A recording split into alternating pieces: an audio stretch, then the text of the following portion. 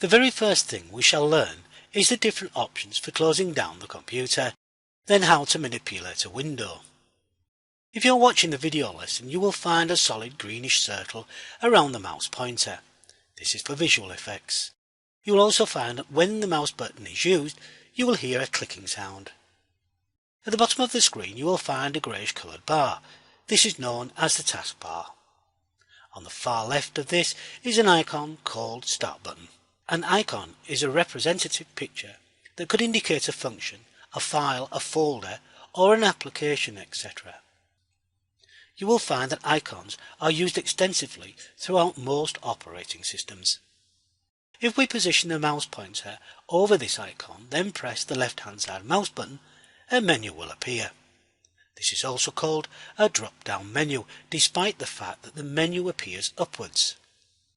If you now move the mouse pointer over this menu, certain options will become highlighted.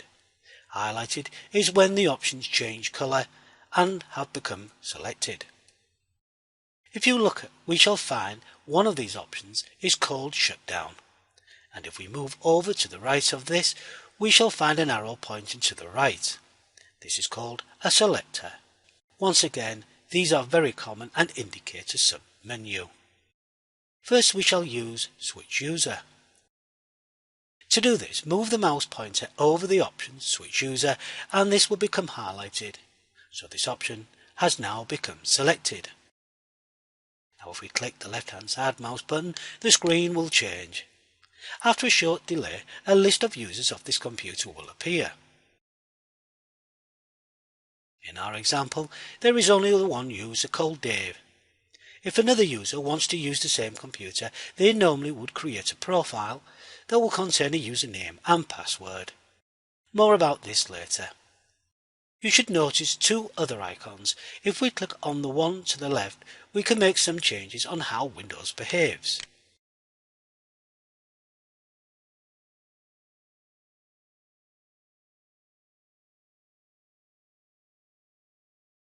Click on Cancel to close this. On the right you will find another icon that will allow us to restart or shut down the computer. So here we find that Dave is currently the user of this computer and has suspended his session. Now if Dave wants to log back on, he has to use his password. He would click inside this box, then enter his password, followed by pressing the Enter key. You may find that the computer you are using does not contain a password for that user. It can be created later. For this task, just ignore the password option and click on the username. To use the log off, we would once again click on Start, then move to the selector to the right of Shutdown and then click on Log Off. The difference here is that all of Dave's settings has been saved, so the next time he logs on, his desktop will appear the same as when he left it. Here, Dave has finished using the computer. This may not seem much different to the Switch User, but once again we shall return to this later. Now if we wish to lock the computer, Dave will have to log on with his password. Once again, he will click on Start, then move to the selector to the right of Shutdown, then click on Lock. Now Dave has left the computer and locked it. This may mean he has just temporarily moved away from the computer and locked Windows so no unauthorized persons can view his work. Once again, for Dave to log on, he must enter his password.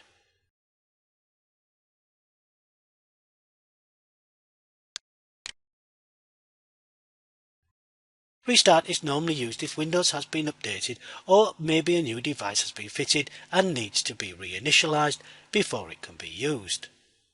Another option that has been greyed out is Sleep. Greyed out normally means that the option is not currently available. Sleep is a power-saving function. When the computer is not being used for a predetermined time, Windows goes into sleep mode. This means power to the computer is reduced, normally turning off the display and in most cases the hard drive. This can be a complex setting that we shall return to in due course. To shut down the computer, we can click on Start and here we have Shut Down. Dave would use this when he no longer is using the computer and wishes to power it down. A few more items you will find on the taskbar.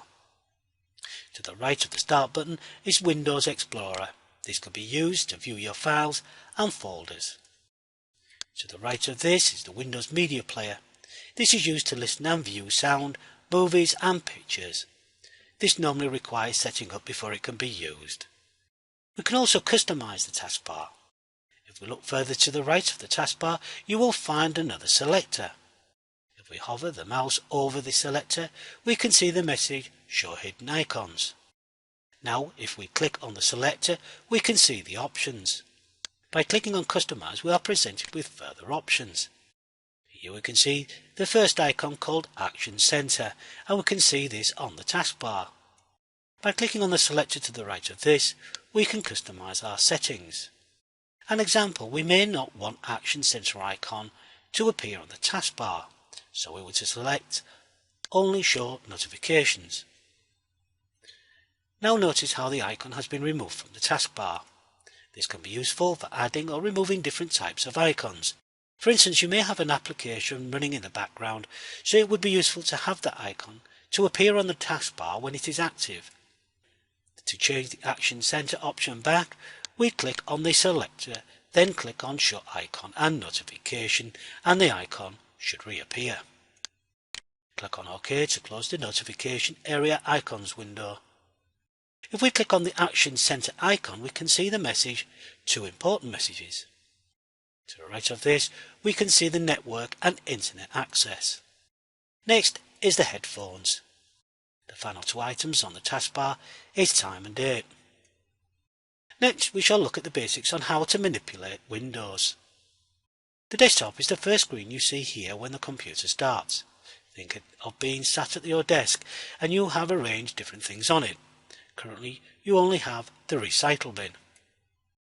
The background is the picture that you can see on the desktop and can be changed to show whatever you want.